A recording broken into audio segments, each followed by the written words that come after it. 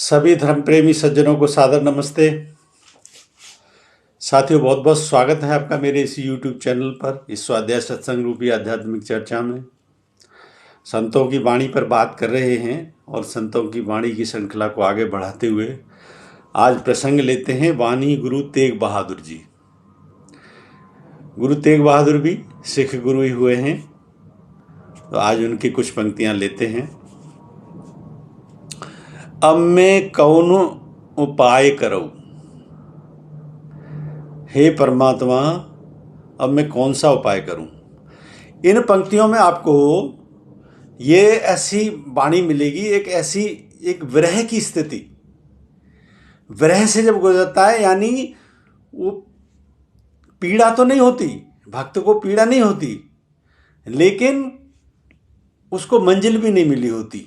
इसको कहते हैं विरह से गुजरना। तो इसमें भक्त की विरह क्या होती है, उसको थोड़ा सा समझने की कोशिश कीजिए।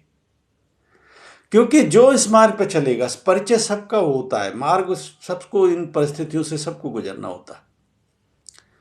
विरह की स्थिति सारे उसमें आती है, सभी योग के आयामों में, मध्य में जब होता है, जिसे कहते हैं ना, एक कहते हैं ना, मीठा मीठा दर्द। पीड़ा भी है और सांत्वना भी है, लेकिन मंजिल नहीं है। अब मैं कौन उपाय करूं, हे प्रभु, अब मैं कौन सा उपाय करूं। कुछ नजर नहीं आता, कौन सा उपाय करूं। जिस विधि मन को संसा चूके, भव निधि पार परऊ। जिस विधि मन को संसा चूके, मतलब मन की संशय किस प्रकार से दूर हो। जिस विधि मन की संशय चूके, संशय का अर्थ है संशय। किस प्रकार से मेरी जो है ना भ्रम, संशय किस प्रकार से दूर हो। जिस विधि मन को संशय चूके, बहुनिधि पार परऊ। उसी विधि से मेरी नैया पार लगाओ। बहुविधि पार परऊ। उस प्रकार से, किसी भी प्रकार से मेरी इस नैया को पार लगाने की जिम्मेदारी आपकी है। उसी प्रकार से पार लगाओ। मेरे संशय जैसे दूर कर सकते हो, उनको दूर करके उसी प्रकार से मेरी नैया को पार लगाओ। जन्म पाई कुछ भलो न कीनो, ताते अधिक डरो। ये जन्म मिला है, मैंने बताया ना विरह की स्थिति क्या होती है। जन्म पाके कछु भलो न कीनो, यानी ये जन्म पाया, इसका मतलब मैंने कुछ भला ही नहीं किया। जब मुझे समझ में कुछ नहीं आ रहा, मंजिल भी मिली नहीं, तो मेरा तो जन्म व्यर्थ गया। मैंने कुछ, इसका मतलब कुछ किया ही नहीं, कुछ भलाई के कार्य हुए ही नहीं मुझसे। जन्म पाए कछु भलो न कीनो, ताते अधिक डरो। इसलिए मुझे बहुत वेदना होती है, बहुत डरता हूं, इसी वजह से डरता हूं बहुत। मैं कहता हूं, जो इसमें तेग बहादुर जी कह रहे हैं, जन्म पाए कछु भलो न कीनो, अरे इतनी सोच भी किसी दिन जब हो गई, तो समझ लो आप मंजिल पे बहुत आगे पहुंच चुके हो। क्योंकि हमें तो सुध ही नहीं आती इस परमात्मा की, बीच में ही भटकते रहते हैं। तो विरह की स्थिति क्या होती है, जन्म पाए कछु भलो न कीनो, यानी जन्म भी व्यर्थ नजर आ रहा है। ताते अधिक डरूं, इसी से बहुत अधिक डर लगता है। मन वच क्रम हरि गुण नहीं गाए, यह जिय सोच धरऊ। मन क्रम वचन, तीनों ही मैंने बताया, तीनों ही इनमें कर्म छुपा होता है। मन से जो चिंतन होता है उसमें भी कर्म छुपा होता है, बीज रूपी कर्म। वचन से भी जो वाणी बोलती है, फिर उसी शैली की वाणी बोलता है व्यक्ति।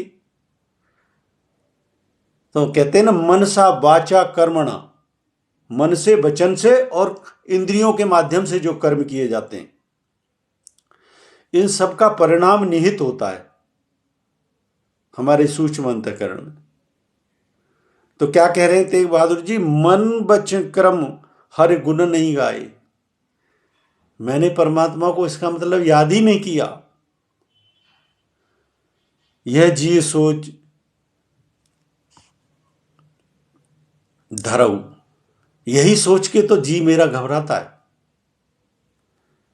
इसलिए इसी मार्ग पर चलना है, और इस पर चलना है तो मनसा वाचा कर्मणा व्यक्ति को निहारना चाहिए कि मैं कोई त्रुटि तो नहीं कर रहा।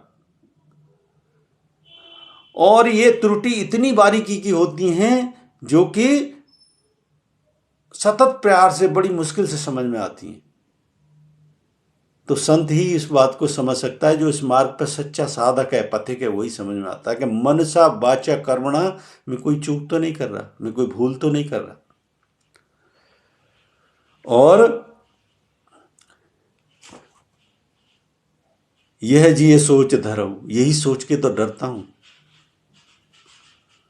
अरे जब इसका मार्ग का गामी हो गया व्यक्ति, तो फिर गलत तो कुछ कर ही नहीं सकता।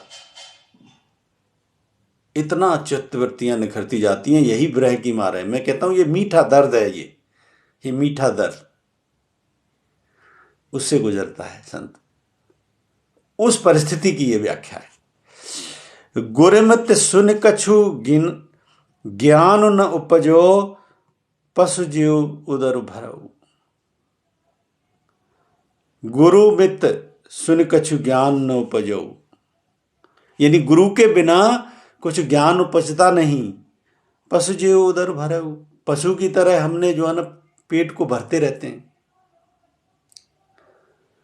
मैं कहता हूं परमात्मा से लगन लग जाए ना तो ज्ञान अपने आप कहीं ना कहीं से मिलता है माध्यम से। शास्त्र हमारे गुरु हैं। गुरु, वैसे शंका होती है किसी व्यक्ति को कि गुरु बड़ा मिलना मुश्किल है, ये भी कहावत है ना जब इस मार्ग पर चलते हैं कि सच्चा गुरु कैसे मिले, और गुरु मिल जाए पहचान कैसे हो। मैं कहता हूं शास्त्रों को गुरु बना लो। सिखों का गुरु ग्रंथ साहिब ही जो है ना, क्योंकि ऐसा ग्रंथ है जो गुरु की तरह कार्य करता है, इसीलिए तो उसको गुरु ग्रंथ साहिब कहते हैं सिख समाज के लोग।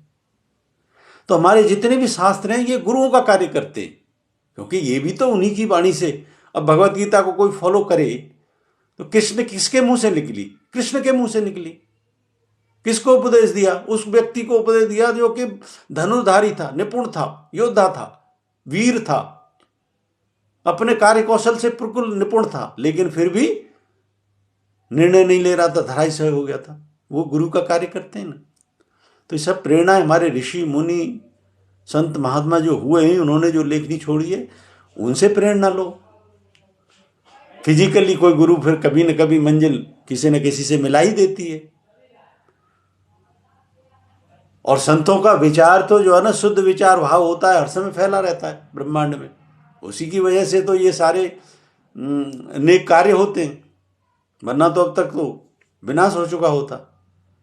तो मार्ग पर चलने की जरूरत है, आवश्यकता है मार्ग पर चलने की। इसीलिए गुरुमित सुन कछु गिनऊन, ज्ञान न हो उपजऊ, पशु जीव उदर भरे। पशु की तरह पेट को भर रहा हूं, ये विरह की स्थिति है। जब बीच में होते हो, उलझन में होते हो, तो ऐसा भी विचार उठते हैं। लेकिन ये विचार अच्छे, ये भी उठने चाहिए। विरह के मार्ग से गुजरोगे तो ये पता लगेगा विरह क्या होता है, परमात्मा की याद में विरह क्या होता है, व्याकुलता।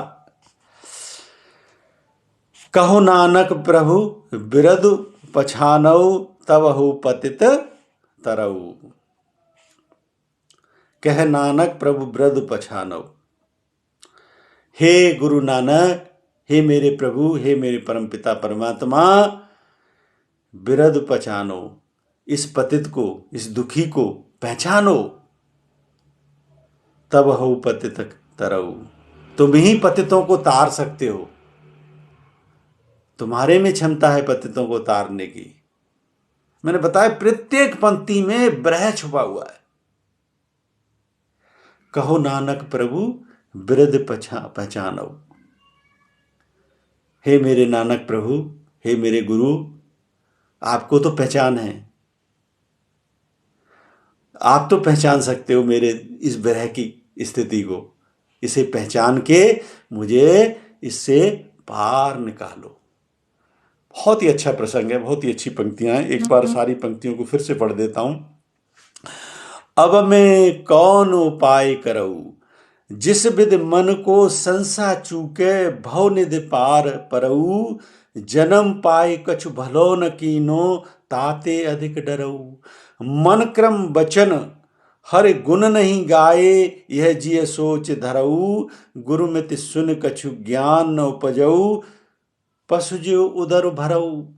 कहु नानक प्रभु ब्रद पहचानऊ, तबहु पतित तरऊ। बहुत अच्छी पंक्तियों के साथ आज हमने ये प्रसंग पूरा किया। मुझे उम्मीद है ये अवश्य पसंद आया होगा। पसंद आया है तो मेरे इस वीडियो को लाइक करें, अधिक से अधिक शेयर करें। शंका समाधान के लिए कोई प्रश्न है तो कमेंट बॉक्स में लिखें। बने रहें मेरे साथ। बने रहने के लिए बहुत बहुत धन्यवाद। इत्योम सम नमस्ते।